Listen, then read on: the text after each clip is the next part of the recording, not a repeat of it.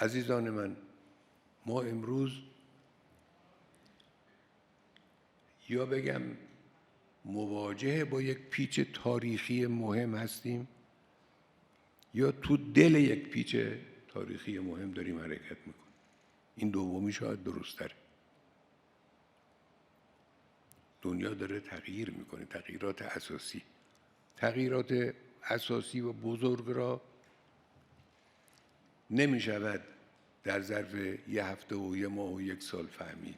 اینا به تدریج انجام میگیره. باید مسلط باشید ببینید چی داره اتفاق میفته در دنیا، در کشور چه اتفاقی داره میفته. الان همین قضایای اخیر، من یه جمله درباره این قضایای اخیر بگم. در این قضایای اخیر نقشه دشمن نقشه جامعی بود، محاسبه دشمن محاسبه غلطی بود. این مهمه.